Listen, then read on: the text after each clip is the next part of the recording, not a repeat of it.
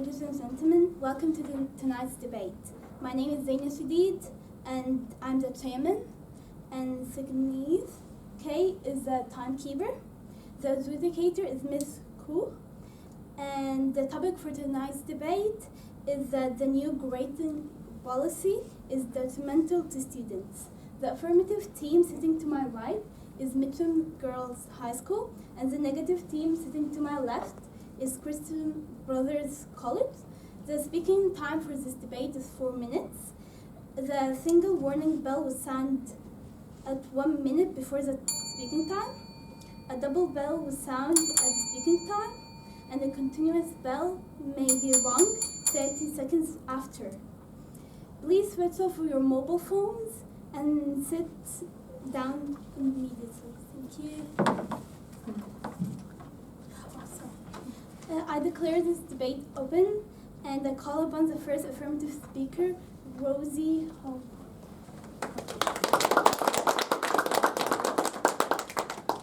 Good afternoon, Madam Chairman, ladies and gentlemen. The topic for our debate is that the new grading policy is detrimental to students. We, the affirmative team, strongly believe that this statement is true. We define the topic as a grading system that will be enrolled in all Clark County schools, the exact term of the policy as missing and late assignments, attendance and participations do not count towards grades. All grades will be above 50%, meaning it's impossible to fail, and detrimental, meaning causing harm to students. Today's first speaker, I'll be talking to you about how this policy does not encourage the development of core skills, and how it encourages complacency and doesn't normalize failure. Our second speaker will be talking to you about how the new Nevada policy is lacking many key elements, and how the missing projects and attendances that are not counted towards grades encourages students not to participate in things they are bad at. Our third speaker will skillfully rebut and sum up our case. My first argument is that the new policy does not encourage the development of core skills. This is because the new grading policy has a no penalisation for late assignments and has a no-zero policy, essentially meaning it is impossible to fail. This is an issue because, as Waterford Research Institute states, mistakes are integral to the learning process. Failure not only improves critical thinking, but information recall too. They continue, it provides students with self-awareness. Answering incorrectly forces students to both analyse what happened and search for the correct answer. All that extra time spent reviewing and researching leads to a stronger recall of what they studied, improving information retention and brain growth. Abdul Malik, a professor at Columbia University, states that a person's learning part of the brain, the prefrontal cortex, is fully developed when they become an adult. This means that the habits we learned as a child are almost set in stone by the time we reach adulthood. Alison Gobnick, a psychology professor from Berkeley, seconds this. This means that it is more important than ever to teach core skills in schools, something that is taken completely away by this new no-failure policy. This is backed up by Thrive Global, who states that failure ensures the development of wisdom, gratitude, and emotional resilience, which are all core values that everyone must have. My second argument is that it encourages complacency and doesn't normalise failure. This is because the grading policy guarantees a mark above 50%, meaning everyone would pass no matter how many lessons they don't attend to or how many assignments they don't submit. According to Vivi, the CAO from Positive Education, schools teach skills like time management and stress management, all of which come from assignments and the work students receive and are required to do in a given time frame. Growing complacent could lead to a reduction in participation. Prachi Juneja, a leader from Analytic Solutions in the United States, claims that participation only encourages a sense of teamwork between co-workers, but also enables them to share their knowledge and understand what they are working towards. Quantum Workplace states that 17% of employees that are participating are more productive and diligent in their work. Without the habit of needing to actively participate and understand what you are doing, students would struggle on grade levels. In addition to this, students are not exposed to the big aspect of failure, something that, as we all know, everyone goes through. Whether it be in job interviews, in the workplace environment, or any leisure activity, failure is a natural part of life. A student who cannot fail in school cannot learn how to deal with it. With a guaranteed 50% mark, they would not go through the healthy stress that most have to. NPR News also backs this up by saying that failure is good for you, It motivates you to work harder and achieve what you want. With this grading system, students get none of these benefits. Hence, Madam Chairman, ladies and gentlemen, we, the Affirmative team, strongly believe that the new grading system is undoubtedly detrimental to students. Thank you.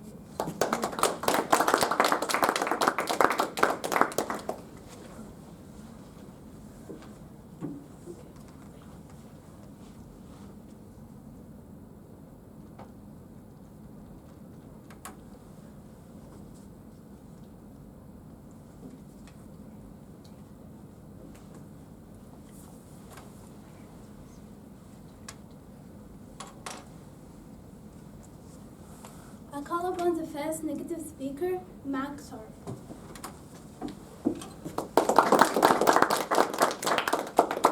Good evening, Madam Chairman, ladies and gentlemen. The topic for our debate is that the new grading policy is detrimental to students. We, the negative team, believes that this statement is undeniably false. The negative team fully agrees with the affirmative team's definition for tonight's debate.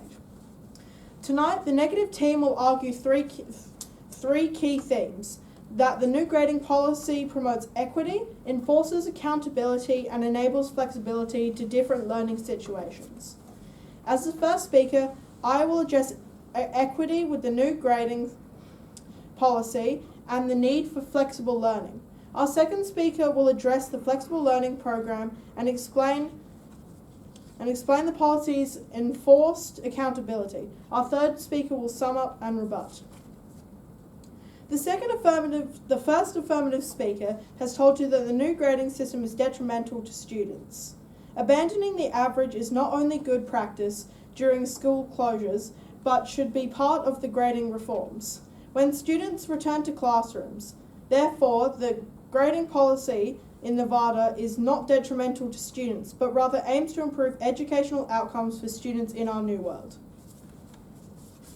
Now on to my first point about how the new grading policy is more equitable to the African American and Hispanic community in Nevada, which comprise majority of the population. According to Spotlight on Poverty and Opportunity, a U.S. policy think tank, 157,000 Hispanic children are living in poverty in Nevada because of the failing education system. In recent times, Clark County has introduced a new grading policy that doesn't include non-academic factors such as attendance and late or missing assignments into the grading system. This means that the grade is based on the work alone. This will create a more equitable system that caters for students of all backgrounds and circumstances.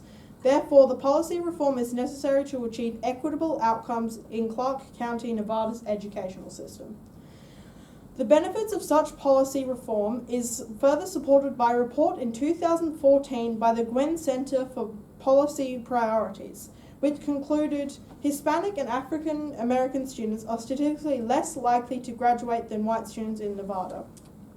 33% of African Americans and 37% of Hispanic students are enrolled in college. The root of all of these problems are from the school system's inability to cater for individual students' situation. This shows that the school system has failed to break the cycle of disadvantage experienced by significant demographic represented in the population.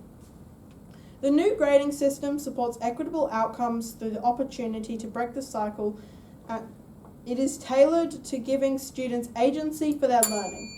According to the educational consultant, Philip Williams, this gives them a power to be active agents in their learning, empowering them to take charge of their own success. Giving students agency and rewarding them for the work that is done enables their growth mindset. A mindset, according to Stanford professor of psychology, Carol Deck, quote, creates a passion for learning, allowing them to cultivate their intellectual and creative capabilities through effort and deliberate practice, end quote. Receiving feedback through the new grading system on their work output gives students a sense of connection and confidence in their learning. Therefore, ladies and gentlemen, the grading policy reform introduced in Clark County is an essential change that will improve equity and benefit the learning of all students.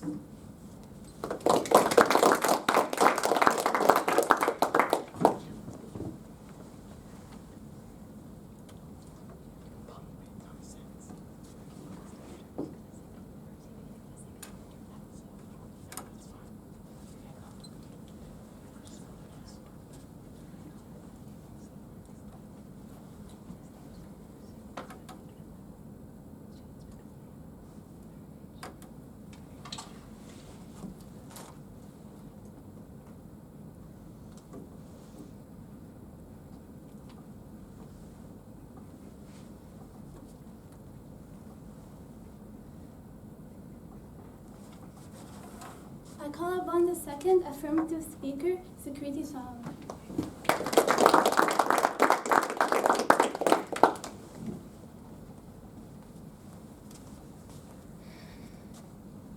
Good afternoon, Madam Chairman, ladies and gentlemen. The topic for our debate is that the new grading policy is detrimental to students.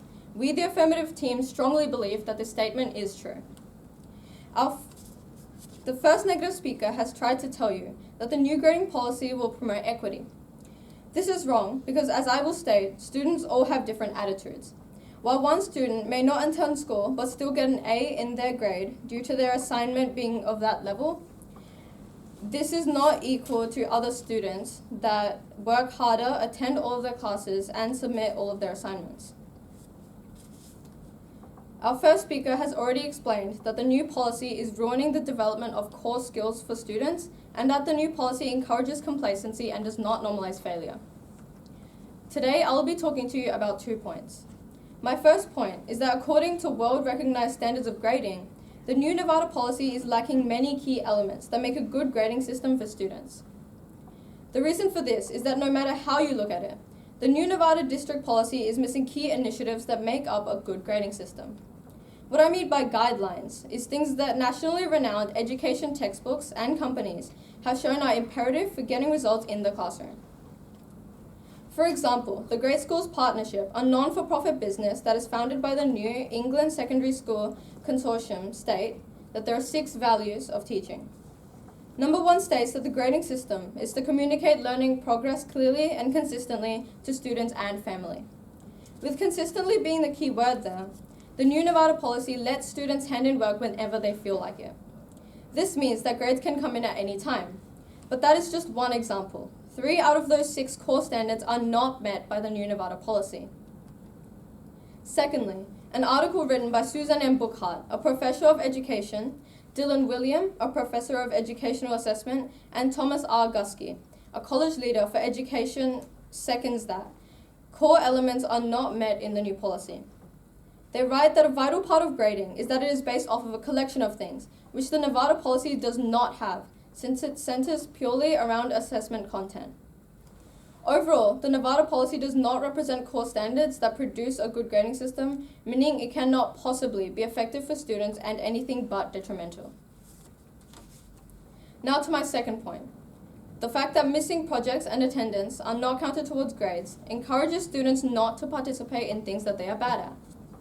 This is because the Clark County Superintendent, Jesus Jara, states that in the new policy, missing assignments are not calculated into determining a student's grade.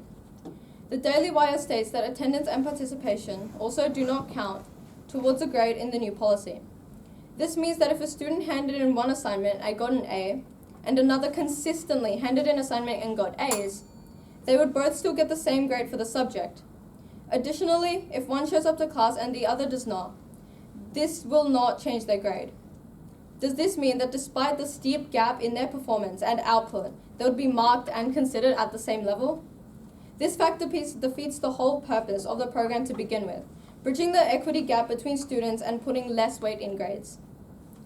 This aspect of the policy breaches this entirely by putting no value in a student's learning, only the grades that they hand up. How can this be ethical or anything but detrimental to students? Additionally, York University states the goal for an assignment is to demonstrate understanding of the topic, meaning if a student does not do the assignment, they cannot possibly understand the topic. This concurs that since assignments that have been handed in don't count towards grade, neither does understanding. The new policy is detrimental to students' learning and the equity between them. So, Madam Chairman, ladies and gentlemen, in conclusion, the new Nevada Clark County District policy cannot be anything but truly detrimental to students. This is because of its encouragement to students not to participate and give up when the going gets tough. It has many elements that are very solidly recognized to be bad for students. Thank you.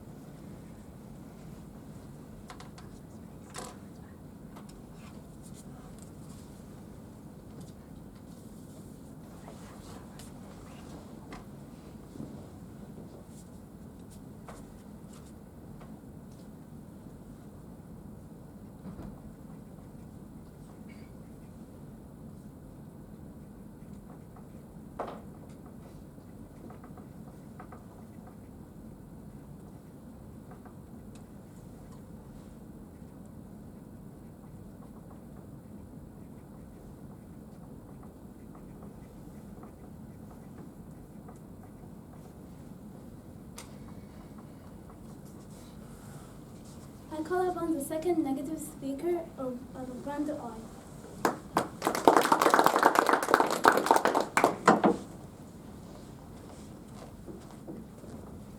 Good evening, Madam Chairman, ladies and gentlemen. The topic for our debate is that the new grading policy is detrimental to students. We, the negative team, without doubt believe that this statement is false. The first affirmative speakers argued that the new grading policy will allow students to revise and retake tests, and that this will lower the standards for students. This viewpoint is based on an antiquated model of learning of teach, test and move on. By contrast, the new grading policy is based on the philosophy of teach, test and now what? After every assessment, teachers should be asking themselves what can they do to help the students that didn't understand. When the answer is to provide a retake, which incorporates a review of where the student went wrong, this can only improve educational outcomes for students. Adelina Ryan, a graduate of the Clark County District, states that isn't the purpose of school to make sure we are academically ready upon graduation? The second affirmative speaker has also said that eliminating behaviours such as participation and attendance from grades will be detrimental to students. This is incorrect because these non-academic components are still reported on, but they do not form a part of the grade award to the student. This separation of behaviours from the assessment provides an accurate reflection of the student's ability and understanding of that subject. Any shortcoming in behaviour can still be addressed, but not in the context of a grade assigned to that student. How can this be detrimental to students? Our first speaker explained to you how the new grading policy removes the inequities of the traditional grading policy in schools by eliminating student work habits and behaviour from the assessment of grades.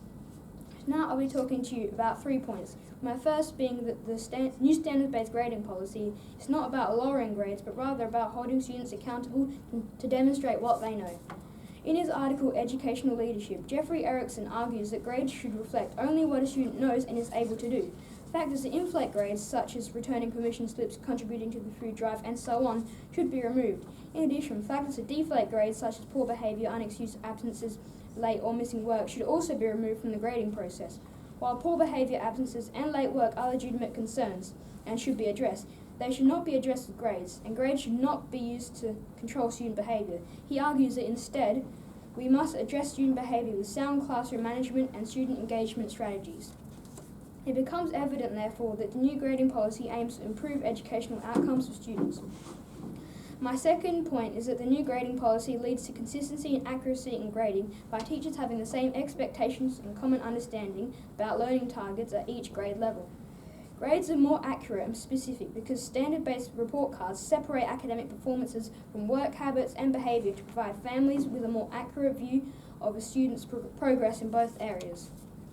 On to my third and final point, which is that because of the global pandemic's effect on students' learning, the new standards-based grading policy is not only better for students, but necessary for their future success. The COVID-19 pandemic has forced schools into remote learning models. In the article, Grading During the Pandemic, Joe Feldman argues that the traditional grading practices perpetuate external disparities. He points out that the educators need to remember that while some students go home to safe, two-parent homes full of technology and books, some others go home to housing challenges, food insecurity, domestic violence, and low family support. Success in school should not depend on conditions at home. A student should be able to achieve academic distinction based on the work they accomplish during the school day.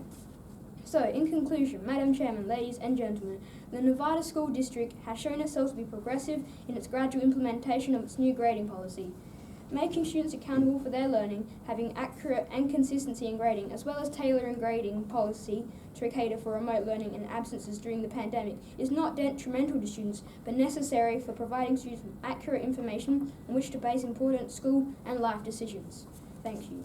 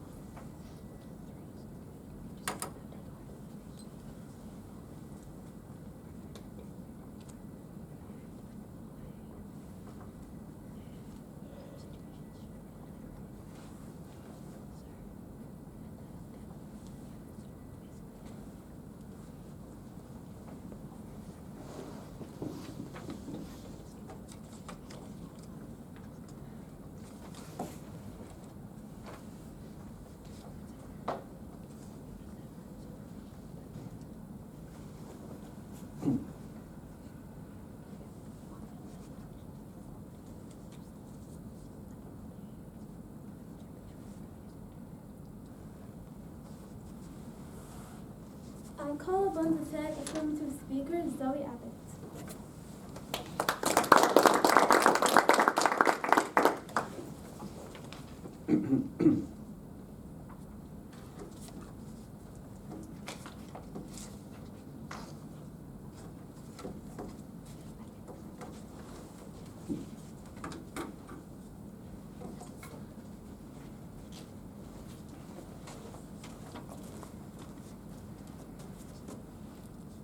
Good afternoon, Madam Chairman, ladies and gentlemen. The topic for our debate today is that the new grading policy is detrimental for students. We, the affirmative team, believe that this statement is true. The first speaker from the negative team has tried to tell you that the new policy will increase equity in schools. This is wrong because, as our second speaker states, how can a policy that allows students who hand in all work to a consistent level all the time to be compared to the same standard as students who only hand in one assignment and maybe get one high mark? This is irrefutably true because the new policy says that there is no grades taken away for missing assignments, meaning a student could only hand in one assignment and still manage to get an A for the overall grade of the subject. How can this produce equity in schools? And how can this produce equality between students? He also said that the new policy is catered towards providing more opportunities for Hispanic and other ethnicity children. This is wrong because he has not provided evidence to why the new policy of no failure and acceptance of missing assignments and late assignments does this. He has just stated what the policy aims to do. And as our second speaker stated, this cannot possibly be good. The second speaker tried to tell you that the new policy separates grades and things that are considered not part of the assignment from the actual grading overall, and they will still be marked in the overall grade, just not as the A, B, C level that we see. This is wrong because these separate activities include handing in things at all, handing on things in time, and attending class. How can this be named and not an important part to students and their learning? If students do not hand in work, as our second speaker stated, they honestly do not do the work learning, according to a study by Watford University. As our first speaker spoke to you about, the new grading policy makes it impossible for students to develop the core skills they need by not providing enough growth opportunities in their early stages of development. She also spoke about how the new policy encourages complacency and the lack of participation due to the ostracization of failure. Our second speaker told you that the new Clark County policy lacks many key elements that make a grading system good for students. Examples of these are the allowance of late assignments and exclusion of behaviour and attendance to the grade. She also said that the new grading policy encourages students to not participate in things they are bad at, for this will give them a better grade, which cannot possibly promote equity between students.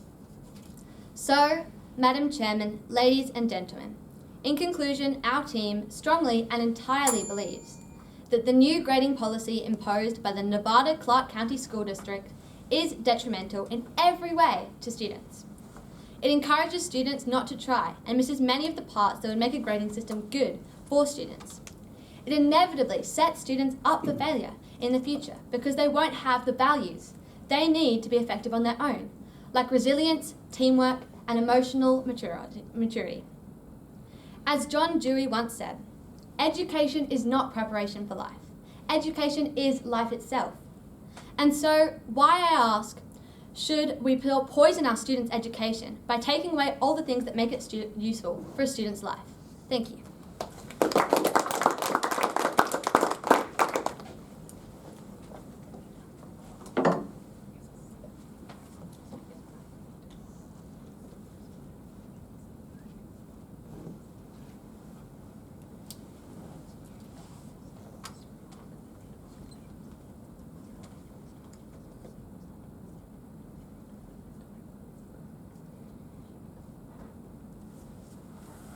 I call upon the third negative speaker, Aiden H.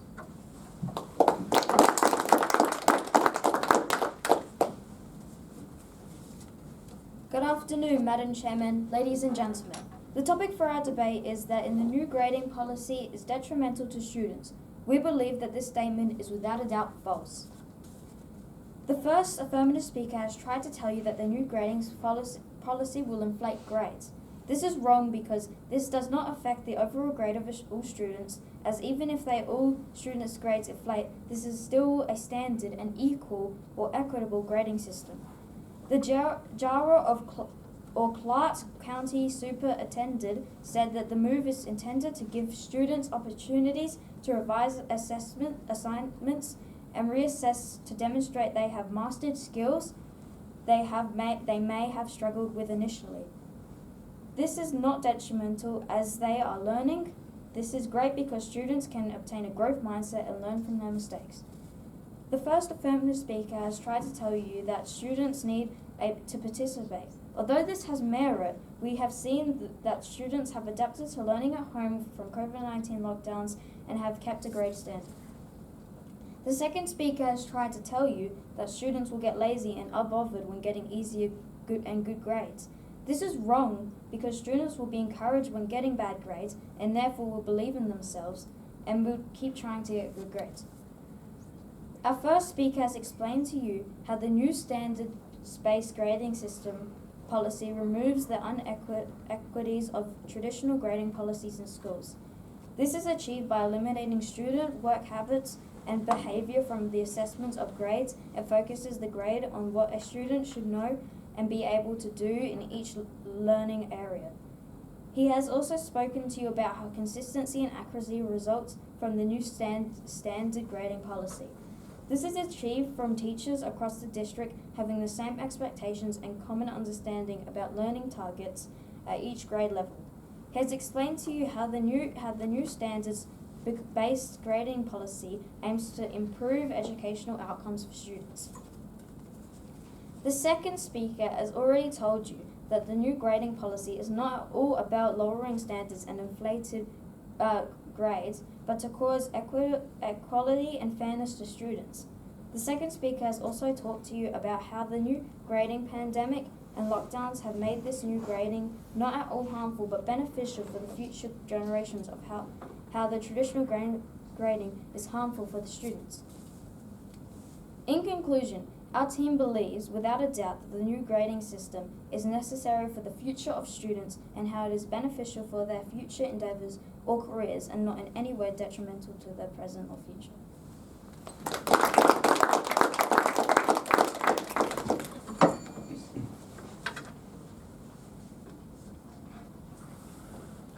We now come to the question time. For the next 3 minutes, teams are invited to take turns to ask each other questions about the debate. That is, the affirmative team will ask a question, then the negative team, then the affirmative team, and so on. A team is free to indicate if it has no questions. I now invite the affirmative team to ask its question. Sorry, the timekeeper, can I please have the sheet?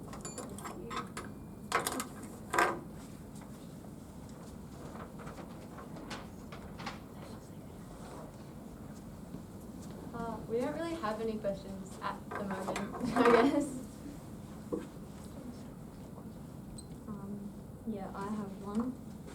How would we help those that come from disadvantaged homes to get ahead in school and those that don't have the resources to do homework? How would they get ahead in school? I guess by just if they show up and they have better participation, then it means that if they can't do that homework, and I guess they aren't getting the top grades, then that means that still contributes to their overall grade, meaning that the grading policy does actually cater to them because they include their participation and their effort in learning.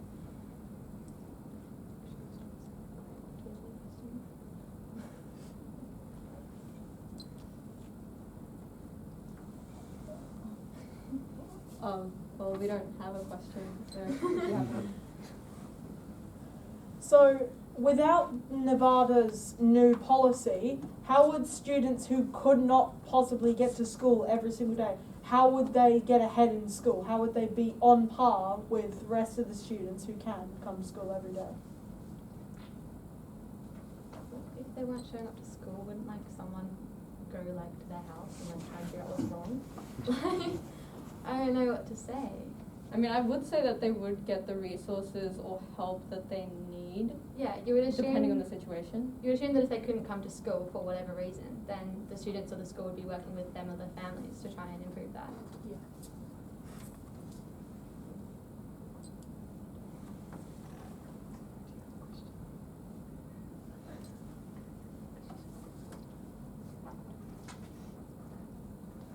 Do you have any more questions, negative team? No? No worries. We can continue.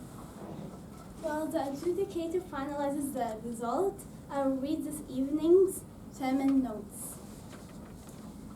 We are delighted to announce that subject to COVID restrictions that the grand final will be held in the House of Assembly chamber, Parliament House, on Saturday, 25 September 2021. There will likely be RSVP for contact tracing purposes, so please keep an eye out for this information. Topic and side information for the semifinals will be available on the Debating Essay website from tomorrow morning. Please be sure to check your side and debate time information carefully. Debates will be held here at the same venue next week. Thank you.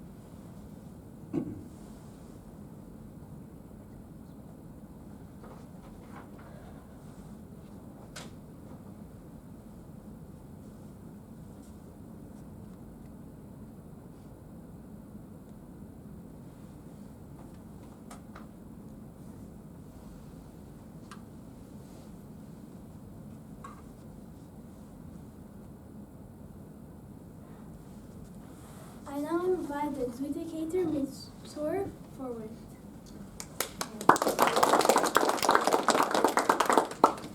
First of all, a huge congratulations to both teams on making it this far.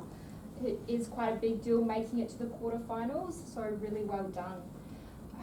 For the Year 8 level, you're all incredible speakers, so it was really great to watch you guys present. Starting with Rosie, you completed your role as the first speaker really well. The definition was thorough and the overall speech structure was clear. You explored two arguments. The first one about how the new grading system won't allow students to develop those core skills. There was lots of research that you incorporated into this point, so that was fantastic to see. And they were credible sources by relevant people also, so that was wonderful. For your second point about the encouraging complacency, within this point you did go on to talk about failure a bit more, so I found that it was quite similar to your first point. So if you just made sure that your second point was something that was a little different, that would show more variety, which would be beneficial. In saying that, the large amount of research was a strong factor for your speech, and you demonstrated, really clearly to the audience the importance of failure through the research that you presented. Great start for your team. We've got Mark. First, starting with your rebuttal. With that one, you didn't pinpoint exactly what the opposition stated, so be sure to point out something specific. You said that you were going to address their point about it being detrimental, so make sure you break down the specific points about why they think it is detrimental, because ultimately they are arguing that it is, but they presented several points explaining why they believe it to be. So just being more specific in rebuttal. Moving on to your arguments, I thought you explored your point about equity really well, and how some people are disadvantaged and how this grading system could assist. So that was really good. It would be good to see you present a second point. So, that first point, while it was great that you explored that really thoroughly, having one more point would be better, especially because you are the first speaker, so first and second speaker aim for at least 2 points. And especially in this case, you could have taken one of Orlando's points, as he did have 3, and I found, he didn't quite have the time to explore each one of them in depth. So moving one of those points into your speech would be beneficial. Presentation-wise, it was great to see you be so confident and really engaging with the audience. And if you improved a bit on your eye contact, that would really elevate your performance even more presenting-wise. Great job, Mark. It was a good start for your team.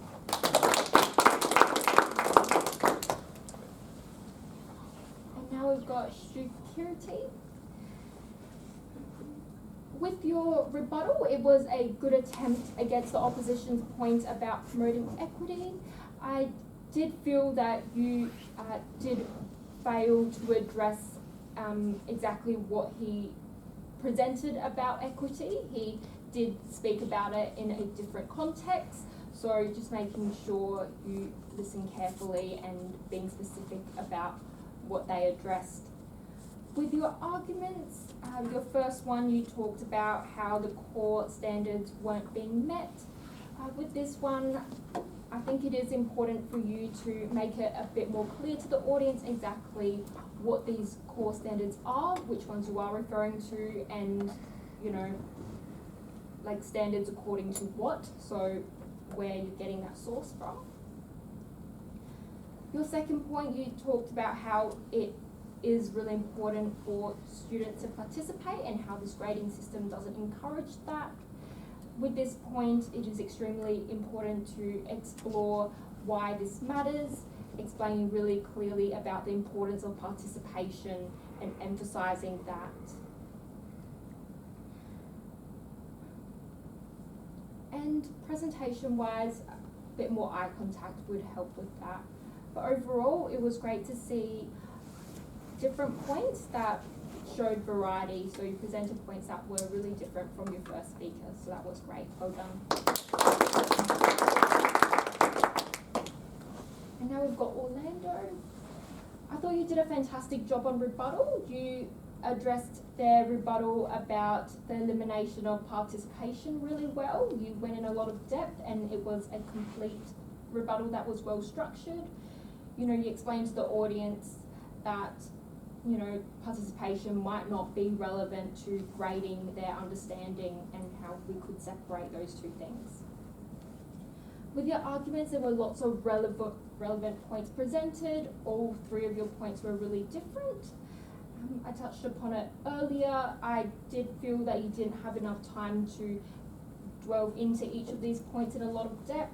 So if you kept it to just 2 points, that would have offered you the opportunity to put in some more examples, explanations, and a bit more evidence in those points. And presentation-wise, you were really confident. Just make sure you do slow down your speech. At some points, you were rushing and it was a bit hard for me to follow, especially because you did have lots of great points there. The audience needs a bit of time to process that and also follow along your explanations. Overall, I was really impressed with the logical reasoning in your speech, so that was wonderful. Great job, Orlando.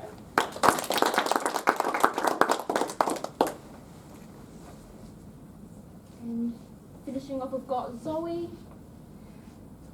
With your rebuttal, overall, it was great to see you address all of the opposition's main points. I think you touched upon all of them, which was wonderful.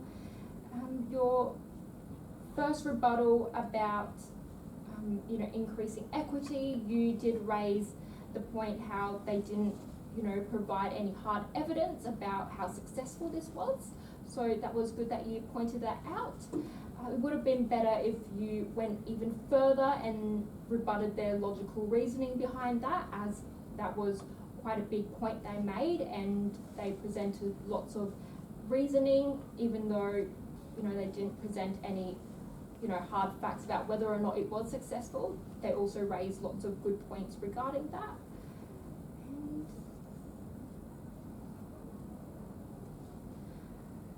In your second rebuttal, when you talked about the opposition's point about separating grades versus other factors, you said that these other activities are in fact really important, so that was really relevant. With this one, you could elaborate a little bit more, even if your previous speakers have already spoken about it. Definitely in rebuttal, definitely remind the audience about some of those important points. You are a really confident speaker, and you wrapped up your team's case strongly, keeping the summary really concise, so great job. And now we've got Aiden. I also thought you addressed all of the opposition's main points.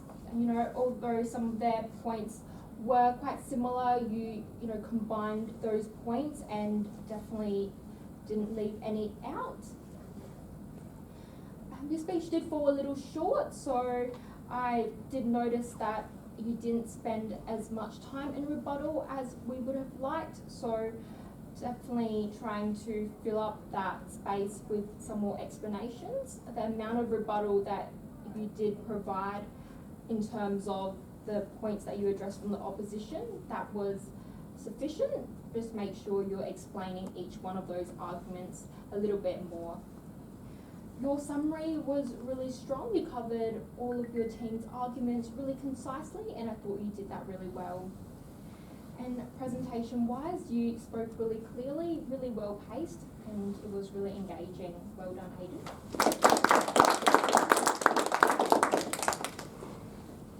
Tonight was really close. It was a difference of 1 point, so that always makes it really difficult.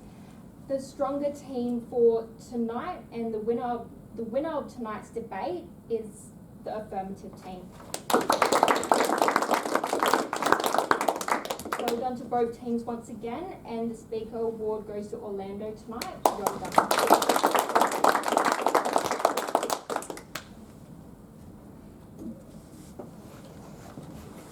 I call upon a member of the runner team to give a vote of thanks.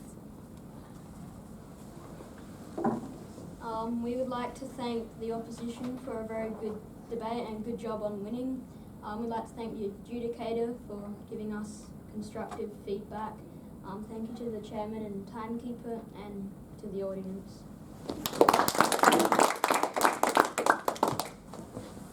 I call upon a member of the winning team to give a second vote of thanks. So I'd just like to thank the opposition for an amazing debate. It truly was really good, and everyone performed so well. I'd also like to thank the venue, because we couldn't have had it without them, and Debating is Safe for organising the whole com. Thank you to all the parents and friends who came out here to support us.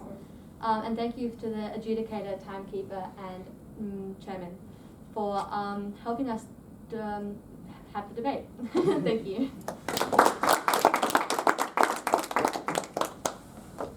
Ladies and gentlemen, thank you for your attendance, and I now declare this debate closed.